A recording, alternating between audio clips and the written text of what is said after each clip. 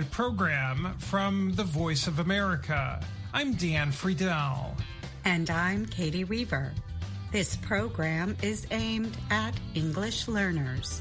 So we speak slowly and we use words and phrases especially written for people learning English.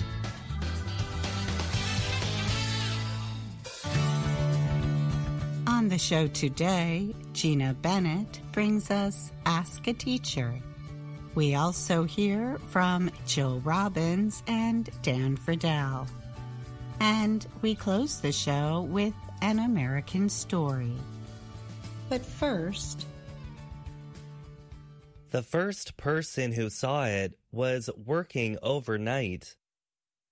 The worker, a shovel operator, saw something white as he placed a large amount of dirt into the back of a truck. The driver of the truck put the dirt in the road. Another worker operating a bulldozer was ready to flatten it. But the worker stopped for a closer look when he too saw a piece of white. Only then did the mining workers realize they had found something special, a 2-meter-long mammoth tusk that had been buried for thousands of years. A mammoth is a kind of animal that lived in ancient times and had very long tusks. The animal went extinct or disappeared about 10,000 years ago in what is now the American state of North Dakota. The miners unearthed the tusk at the Freedom Mine near Beulah, North Dakota. The mine produces up to 14.5 metric tons of coal each year. We were very fortunate, lucky to find what we found, said David Straley. He is an executive of North American Coal, which owns the mine. After finding the tusk, the workers stopped digging in the area and called in experts. The experts estimated the tusk to be anywhere from 10,000 to 100,000 years old. Jeff Person is a paleontologist with the North Dakota Geologic Survey. A paleontologist is an expert on ancient remains. Person was one of the experts that examined the tusk. He said it was miraculous that the tusk had not been more damaged, considering the large equipment that miners use at the site. Another dig at the discovery site found more bones. Experts found more than 20 bones. It is likely the most complete mammoth found in North Dakota, where it is more common to find one mammoth bone, tooth, or piece of a tusk. Person said it is not a lot of bones compared to how many make up the animal's skeleton. But he said it's a lot more than we've ever found of one animal together. Mammoths once were found across parts of Africa, Asia, Europe, and North America. Paul Ullman, a University of North Dakota paleontologist, said mammoth remains have been found throughout the United States and Canada. The discovery at the mine is somewhat rare in North Dakota and in the area. Many remains of the animals alive during the last ice age were destroyed by movements of ice sheets, Ullman said. Other areas have produced more mammoth remains, such as in Texas and South Dakota.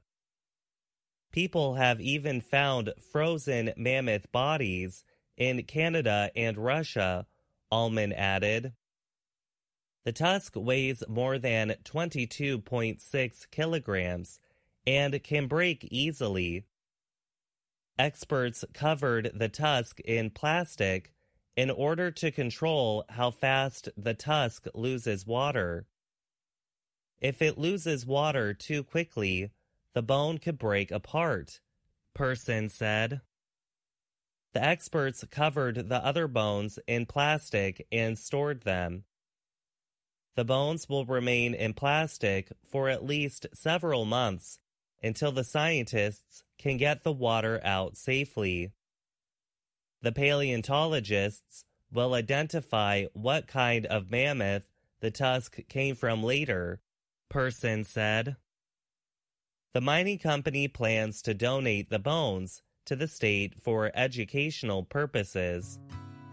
Our goal is to give it to the kids, Straley said. I'm Gregory Stockel.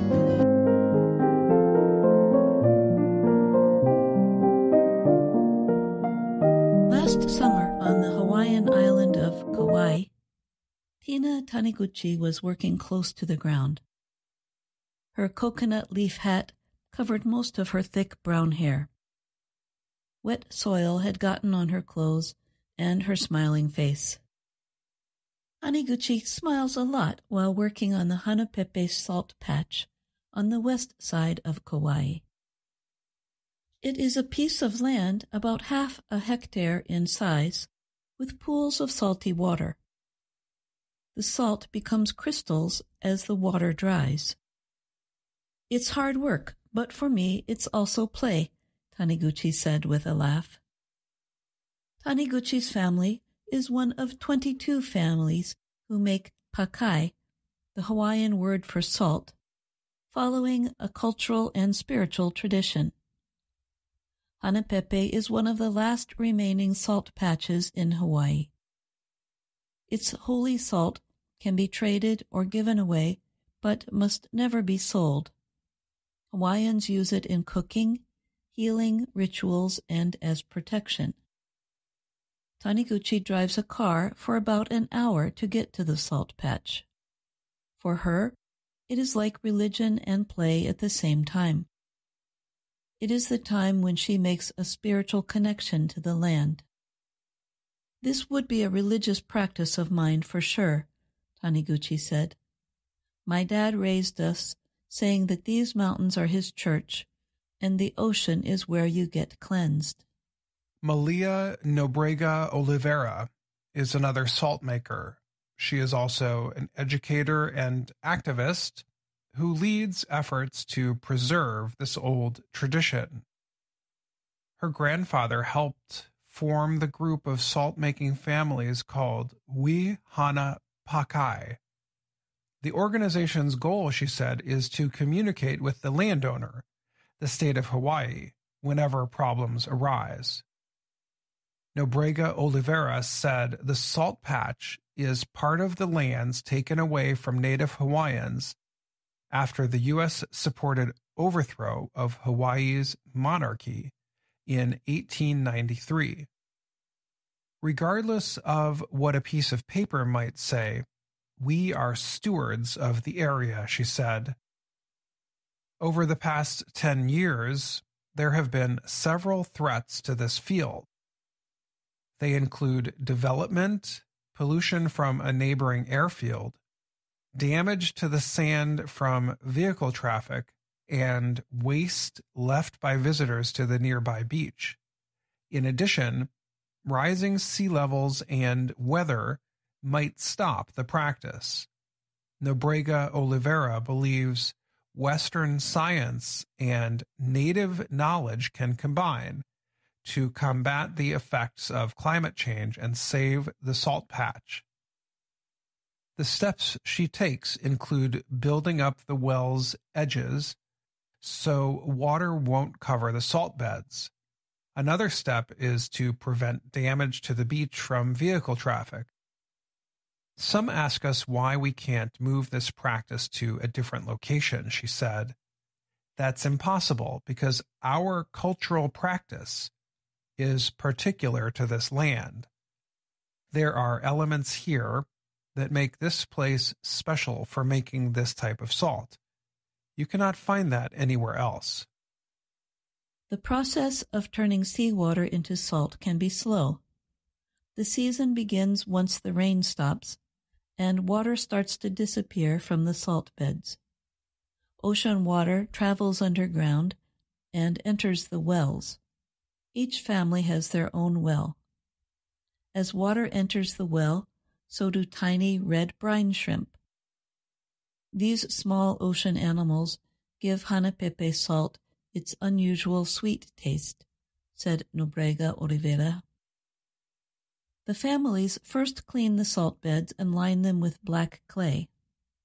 Then they move water from the wells into the beds. There, salt crystals form. The top level or layer is the whitest. It is used for table salt. The middle layer is pinkish and is used in cooking, while the bottom layer, which is a deep red color, is used in blessings and rituals. Fires on the island of Maui in August claimed 100 lives. After the fires, salt makers began sending their salt to survivors so they can make their food delicious and bring some of that joy into their lives, Nobrega Oliveira said. Interest in Hawaiian culture and language has recently grown on the islands, Nobrega Oliveira said.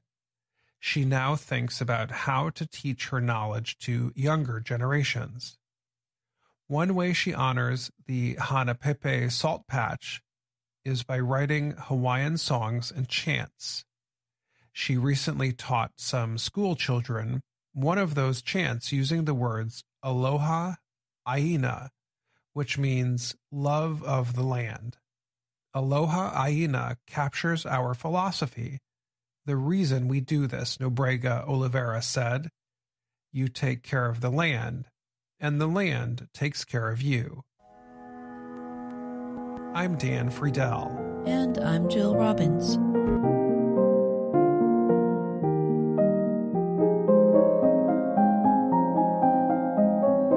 Hello. This week on Ask a Teacher, we answer a question from an English learner named Sidra. Sidra asks, I want to know the difference between adverbs of frequency and degree and between participles and gerunds. Thank you for writing, Sidra. First, let's answer your question about adverbs. Different adverbs show different kinds of information. Adverbs of time tell us 4 things: when, how long, how often, and relationship in time. When something takes place. For example, I finished the project yesterday. How long something lasts, or duration. The class seemed to last forever. Frequency, or how often something happens. Sometimes I skip breakfast. And the relationship of 2 things in time. He still has my laptop. Adverbs of degree answer the questions how much, many, or to what extent. For example, she's staying with us for a bit. We're fairly certain it's a good idea. Degree adverbs can also demonstrate intensity. Some show high intensity. These kinds of adverbs are known as amplifiers.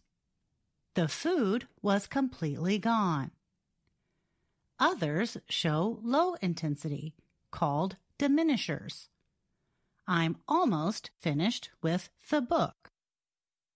So, adverbs of frequency tell how often, and adverbs of degree tell how much or to what extent. Now for the second question, the difference between participles and gerunds. We know that verbs can end in ing. Participles and gerunds are also words that end in ing. Let's look at the differences. When a verb ends in ing, it is the progressive or continuous aspect. That means the event is incomplete or temporary. We are listening to the podcast. She was studying at the library. Gerunds also have an ing ending, but they do not act like verbs. A gerund is a noun. This means it can be the subject or object of a sentence. For example, listening to music is my favorite hobby. She loves running. Participles have an ing ending too. They also do not act as verbs. A participle is an adjective. We usually use a participle when we are describing an experience that makes us feel certain emotions. For example, her answer was surprising. In this sentence, the participle surprising describes how you feel about her answer.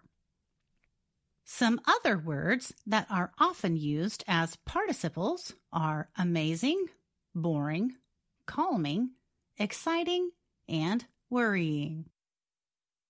Please let us know if this explanation has helped you, Sidra.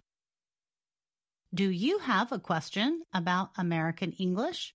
Send us an email at learningenglish@voanews.com. And that's Ask a Teacher. I'm Gina Bennett.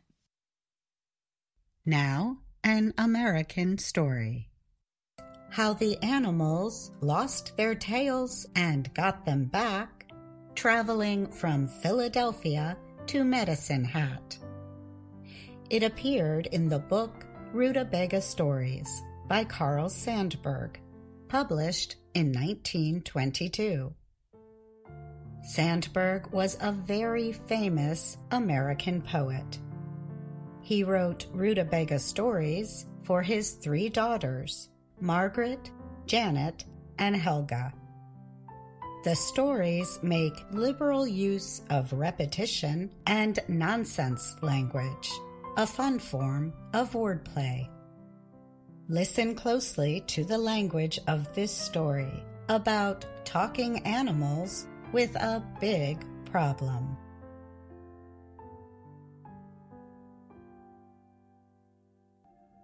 Far up in North America, near the Saskatchewan River in Winnipeg Wheat Country, not far from the town of Moose Jaw, where nobody works unless they have to, and they nearly all have to, there is a place known as Medicine Hat.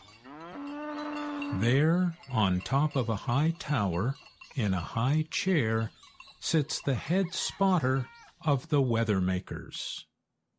When the animals lost their tails, it was because the head spotter got careless. You see, the tails of the animals were hard and dry because of a stretch of hot, dusty weather. Then, at last, came a rain. It poured down on the animals' tails and softened them. But then a cold wind came and froze all the tails solid. A big wind followed, and blew and blew and blew, until all the animals' tails flew off their bodies. It was easy for the hogs with their short tails, but it was not so easy for the blue fox, who uses his tail to run and to write secret letters in the snow. It was easy for the rabbit and her little white tail, but it was hard for the yellow flongboo, who lights up her home in the hollow tree with her bright tail. The animals decided to choose a committee of representatives to represent them in parley-hoo, to see what steps could be taken by talking to do something.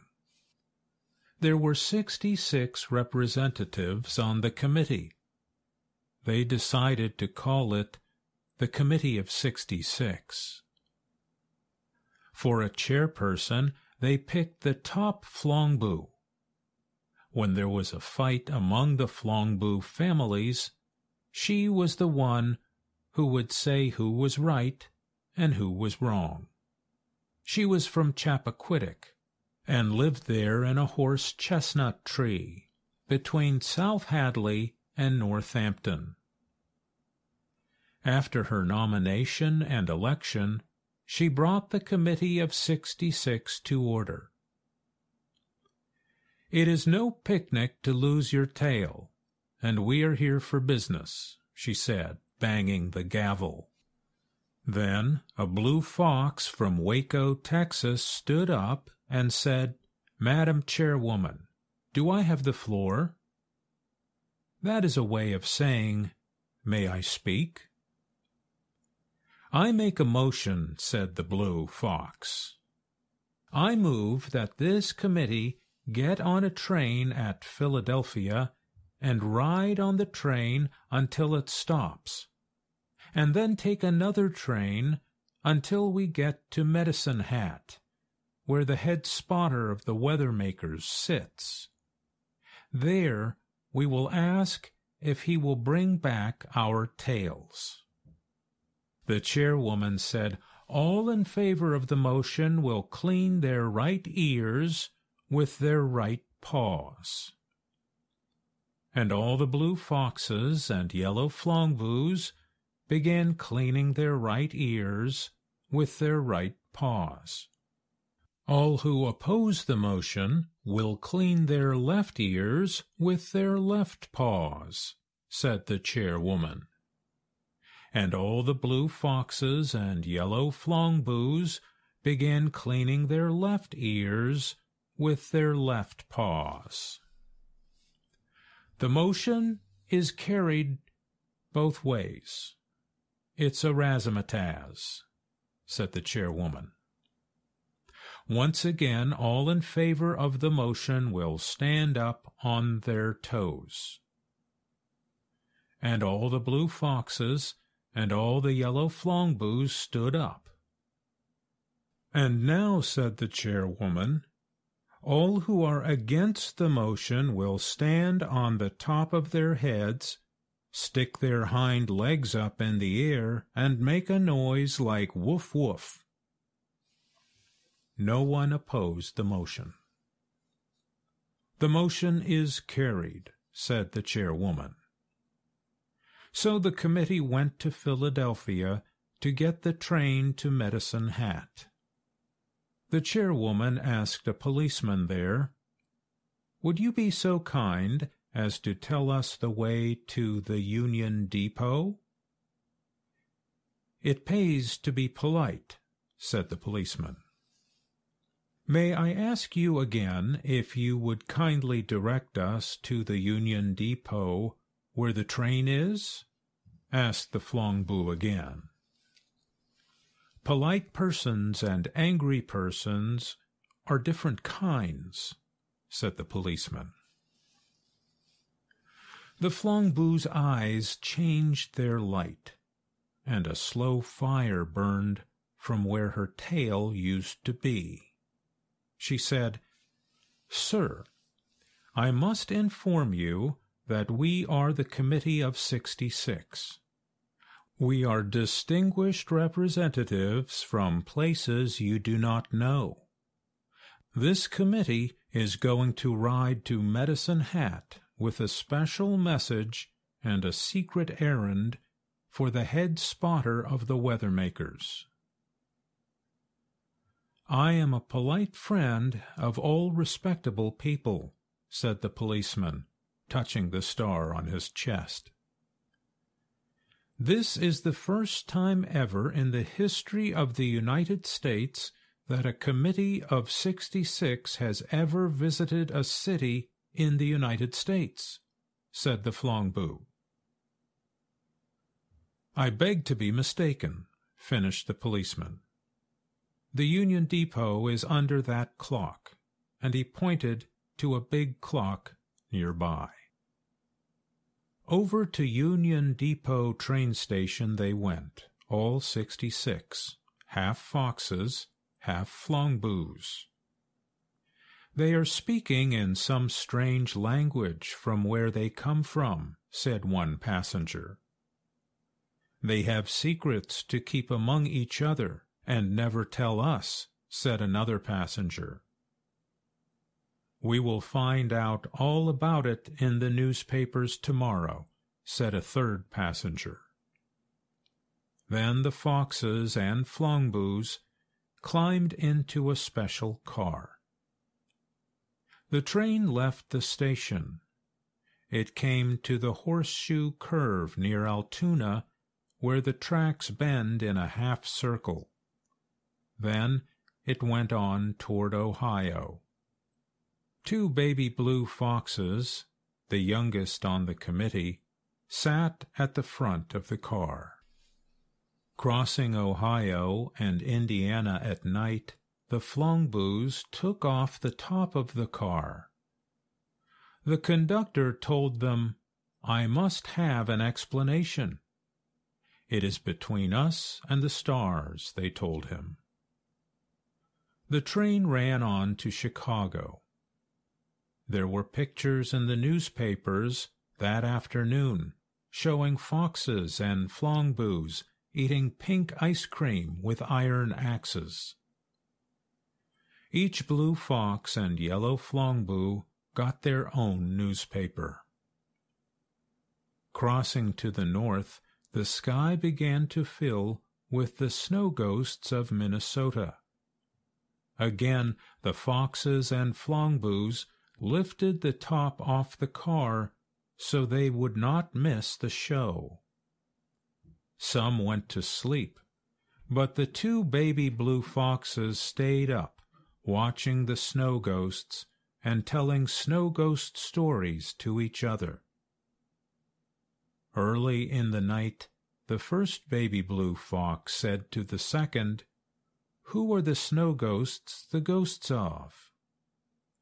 The second baby blue fox answered, Snowmen, snow foxes, and snow fishes. Everybody has a snow ghost. And that was only the beginning of their talk. They would talk until morning about where the snow ghosts go on Christmas morning and how the snow ghosts watch the new year. Somewhere between Winnipeg and Moose Jaw, they stopped the train and all ran out in the snow. The white moon was shining down a valley of birch trees. At last they came to Medicine Hat, near the Saskatchewan River in Winnipeg wheat country, not far from the town of Moose Jaw, where nobody works unless they have to, and they nearly all have to. There they ran to the place where the head spotter of the weather-makers sits, in a high chair on a high tower, watching the weather. Let loose another big wind to blow back our tails. Let loose a big freeze to freeze our tails back on. And let us get back our lost tails, they said to the head spotter. Which was just what he did, giving them exactly what they wanted. So they all went back home, satisfied.